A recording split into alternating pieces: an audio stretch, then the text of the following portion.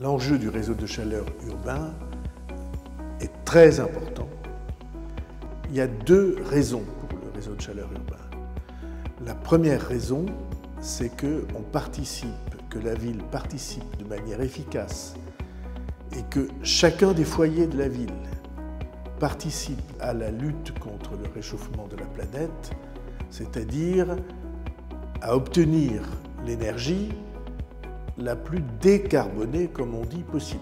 Ces équipements, qui sont des équipements de pointe, c'est pas possible de les avoir dans chaque foyer, dans chaque chaufferie, de chaque immeuble ou de chaque appartement. Et donc, relier tout le monde à un réseau qui transporte de la chaleur et qui soit une chaleur respectueuse de l'environnement, c'est très important. La chaleur en France représente la moitié de l'énergie finale consommée.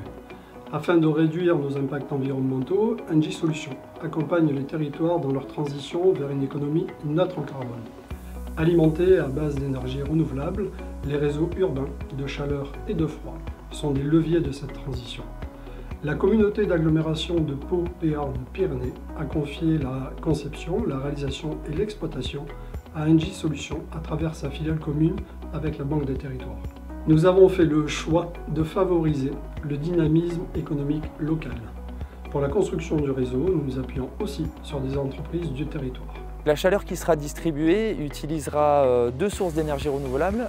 Une première qui sera une énergie fatale issue de la valorisation des déchets de l'incinérateur de l'Escar, qui représentera à peu près 50% des besoins du réseau et 25% des autres besoins seront alimentés depuis une chaufferie bois qui sera également située sur la commune de Lens. Cette énergie renouvelable biomasse sera acheminée dans un rayon de 100 km autour de l'agglomération. Deuxièmement, c'est économiquement la garantie d'avoir l'énergie au meilleur prix possible. Au moment où tout augmente, et où notamment le gaz augmente, le fait d'avoir une chaleur produite par nous et produite dans ces conditions, c'est la garantie d'avoir le meilleur prix possible pour notre énergie. C'est donc une action, une opération qui va permettre au territoire de franchir un vrai cap qui lui permettra d'atteindre les ambitions de neutralité carbone que nous nous sommes fixées à l'horizon 2040. C'est évidemment pour nous, avec les habitants de la ville, une garantie d'être les plus respectueux de l'environnement et les plus respectueux des conditions économiques pour chaque foyer. La première phase, c'est le balisage, bien sécuriser les flux pour ne pas limiter les risques d'accident.